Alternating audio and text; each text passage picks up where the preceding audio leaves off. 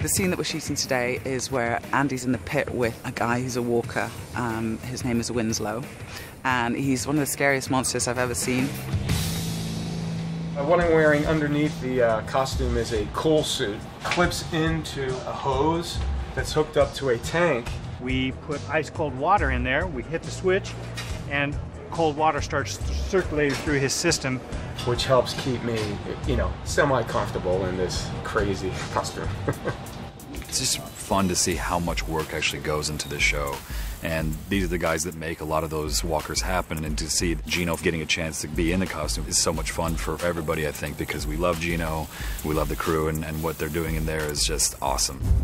It's going to all be about performance. It's a big stunt sequence. Generally, I like to use guys in the makeup effects crew to play walkers because they have a very acute understanding of how to make the gag play.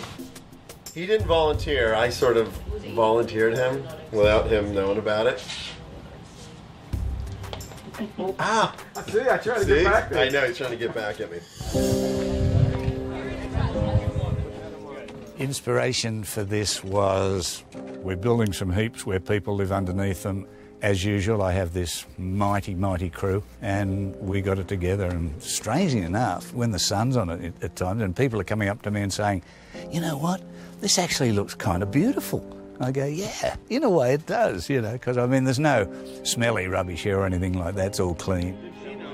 It's not from the comic, it's completely from Scott's imagination, and I thought that the new guys that play this weird community were brilliant. All of us, here since the change, we take, we don't bother.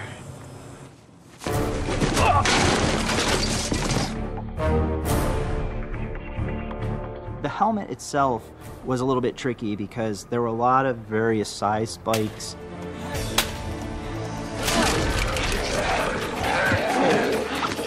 It only gets stuck halfway? It's in the punch. In terms of visual effects, most of it played out practically, and then we get into where VFX comes into play. We removed one of the spikes to give a little opening for Rick's hand, and he'll slam his hand through the spike. Essentially, we'll do a CG spike that'll rip through his hand, and we'll do a little CG wound and a bunch of blood.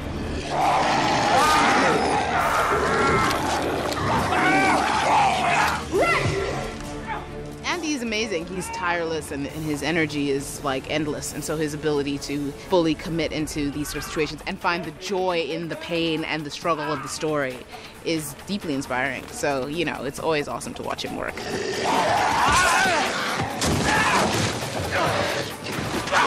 What we did, we took a portion of the construction there and actually lift that up.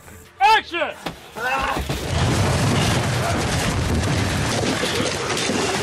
There was a lot of art direction and a lot of design that went into this character. And it's unlike anything that we've done before. Gino was the real star of that day. It's an incredible effort.